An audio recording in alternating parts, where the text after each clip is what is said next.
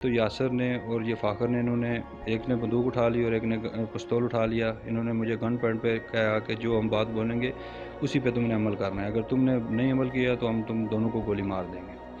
تو میں بس بے بس ہو گیا ہوں, ادھر اکیلا تھا, ظاہری بات ہے. تو یہ ان کو پتہ تھا کہ اس پہ رپورٹ ہو جائے گی. پھر انہوں نے کیا کیا کہ یاسر نے مجھے گن پوائنٹ پہ کہا کہ ادھر سے نکلو اور جدھر اور آگے کہیں سورس چلاؤ.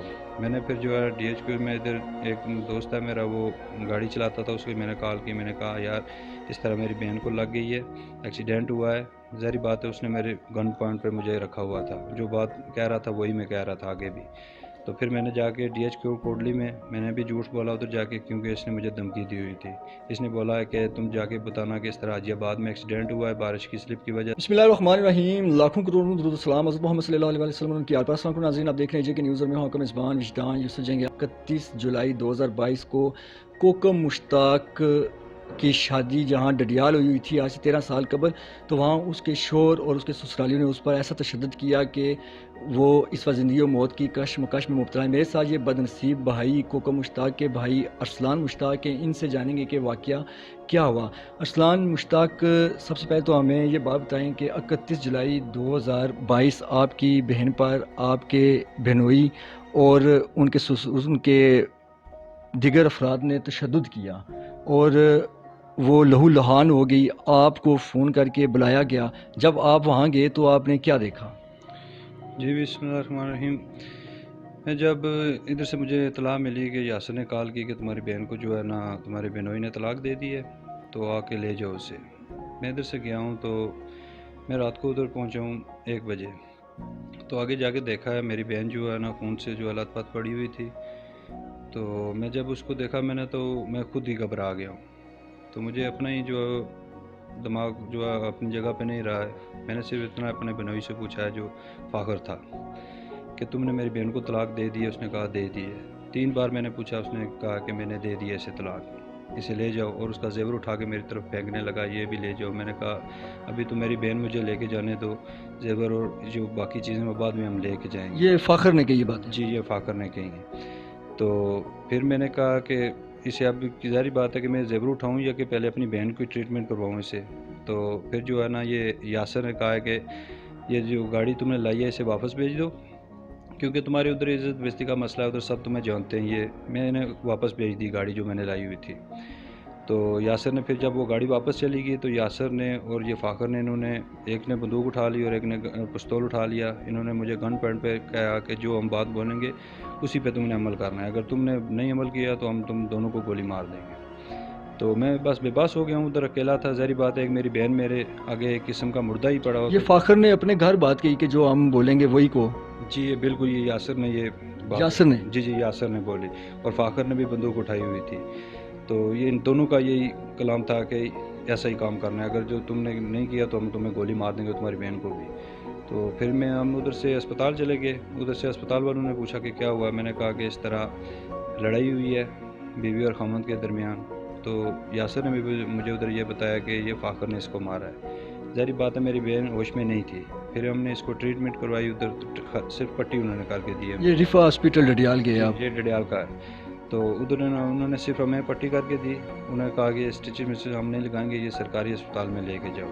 تو یہ ان کو پتہ تھا کہ اس پہ رپورٹ ہو جائے گی. پھر انہوں نے کیا کیا کہ یاسر نے مجھے گن پوائنٹ پہ کہا کہ ادھر سے نکلو اور جدھر اور آگے کہیں سورس چلاؤ. میں نے پھر جو ہے ڈی ایچ کیو میں ادھر ایک دوست ہے میرا, وہ گاڑی چلاتا تھا, اس کو میں نے کال کی. میں نے کہا یار اس طرح میری بہن کو لگ گئی ہے, ایکسیڈنٹ ہوا ہے. ظاہری بات ہے اس نے میرے گن پوائنٹ پہ مجھے رکھا ہوا تھا, جو بات کہہ رہا تھا وہی میں کہہ رہا تھا آگے بھی. تو پھر میں نے جا کے ڈی ایچ کیو کوٹلی میں نے بھی جھوٹ بولا ادھر جا کے, کیونکہ اس نے مجھے دھمکی دی ہوئی تھی. اس نے بولا ہے کہ تم جا کے بتانا کہ اس طرح حاجی آباد میں ایکسیڈنٹ ہوا ہے بارش کی سلپ کی وجہ سے, تو میری بہن کو لگ گئی ہے, تو بہنوئی کو تھوڑی لگی ہے, وہ گھر چلا گیا, تو ہم اسے لے کے ادھر آ گئے. پھر میں نے ادھر یہی بات بولی ہے. یاسر نے آپ کو گن پوائنٹ پر جرگمال بنایا, اور ڈی ایچ کیو میں جب گئے آپ یہ کہنا چاہتے ہیں کہ جو اس نے آپ کو بتایا ہوا تھا وہ آپ نے ڈی ایچ کیو میں بتایا؟ جی وہی کہانی جو بھی اس نے بتائی تھی وہی میں نے کی ہے. تو پھر ادھر سے اسٹیچز اس کو لگوائے, پٹی کروائی ہے. تو میں ادھر سے یہ پھر بہن اپنی کو جو ہے نا ادھر چھوڑ کے یاسر ہمیں بھاگ گیا. پھر ہمیں اسے اپنی بہن کو لے کے میں پنڈی چلا گیا ہوں. مجھے نہیں پتا تھا اس کو بہت زیادہ مارا ہوا ہے. میں نے جب ادھر گاڑی سے اتاری بہن کے گھر لے کے جانے لگا, بہن کو چلنے ہی نہ ہو, یہ گرنے لگی. پھر اسے میں نے اٹھایا بہن کے گھر لے کے گیا. بہن کو میں نے بتایا کہ بہن یہ مسئلہ ہو گیا ہے. تو میرے حساب سے صرف اس کو سر میں ڈنڈا لگا ہوا ہے میرے حساب سے, کیونکہ یہ بہن بے ہوش تھی. تو یہ اگر ہوش میں ہوتی تو یہ بتاتی کہ اس نے کیا کیا ہے. تو پھر ادھر جا کے ہم نے اس کو جو ہے نا پانی وانی یہ وہ دیا, تھوڑا سا ہوش میں آئی. تو اس سے ہم پوچھنے لگے تو یہ باتیں ہی نہیں آگے سے کرے. 2 دن اس نے بات بالکل ہی نہیں کی ہے.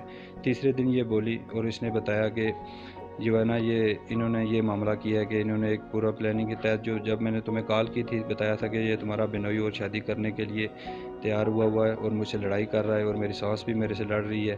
تو وہی بات جو ہے نا سن لی تھی میری سانس نے. پھر انہوں نے اپنا ایک بیٹا جو ادھر بٹل میں رہتا ہے غضنفر, اس کا بیٹا ادھر بلایا مہینہ پہلے. انہوں نے ایک پوری پلاننگ تیار کی اور پھر جب اس کو مارا اس سے 3-4 دن پہلے غضنفر ادھر گیا ہے, انہوں نے پوری ایک پلاننگ تیار کی. ٹھیک ہے. پھر جو ہے انہوں نے یہ کام کیا کہ اس کو جب مارا ہے شام کو, انہوں نے یہ بھینس کو چارہ ڈالنے کے لیے گئی, پیچھے سے عماد روٹی کھا رہا تھا, اس کو اٹھا کے پیچھے اس کے ساتھ بھیج دیا. پیچھے سے فاخر چلا گیا, عماد نے اس کی بازو پکڑی اور فاخر نے اس کے سر میں چھری مار دی. ٹھیک ہے. پھر اس کے سر میں ڈنڈے مارے انہوں نے. پھر سیٹ کے اندر لے کے چلے گئے. پھر یاسر قیوم, فاخر قیوم, عماد غضنفر اور اس کی جو ہے سانس ہے ان کا نام زیدہ بی بی, ان سب نے اس کو مار مار کے جو ہے نا اس کی بری حالات کر دی تھی ادھر. ٹھیک ہے. تو اب یہ اوریجن میں دیکھا جائے نا تو ہم سوشل میڈیا پہ بیان بھی دے رہے ہیں, ہر کچھ ہو رہا ہے, ثبوت بھی ہر ہمارے پاس پڑے ہوئے. تو یہ ابھی اس ٹائم کرمنل ہے یہ. ٹھیک ہے. مجرم ہے, سچی بات ہے. یہ اپنے ڈیفینس کے لیے کچھ بھی کہہ سکتے ہیں. ہمارے پہ یہ ہر الٹا سیدھا الزام لگائیں گے اور اللہ کے حکم سے ہم غریب ہیں اور ہماری اللہ آواز سنے گا. ہم اللہ پہ چھوڑتے ہیں, جو بھی سچ ہوا جھوٹ ہوا وہ اللہ ہمارا انصاف دے گا انشاءاللہ. اللہ سے امید ہے اور سب سے ہمیں اپیل ہے کہ یہ ہماری بہن کو انصاف ملے. ہماری بہن کے ساتھ تشدد ظالمانہ طریقے سے انہوں نے کیا ہے اور اب یہ اپنے صفائیاں پیش کرنا ادھر ادھر شروع انہوں نے کی ہوئی ہیں. ٹھیک ہے.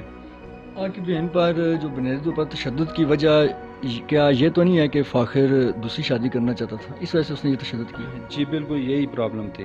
وہ آپ کی بہن سے اس سے پہلے ذکر کر چکا تھا کہ میں دوسری شادی کرنا چاہتا ہوں؟ جی بالکل, یہ 1.5-2 سال سے یہ کام چل رہا ہے.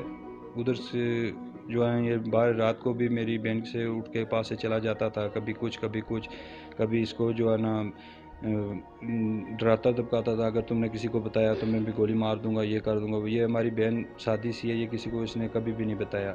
ٹھیک ہے. اور جو کبھی بھی ادھر خوشی غمی ہوئی کبھی بھی انہوں نے اسے ادھر نہیں آنے دیا. یہ دوسری شادی کا آپ کو کب پتہ چلا کہ یہ آپ کا جو سابق بنو یہ شادی کرنا چاہتا ہے؟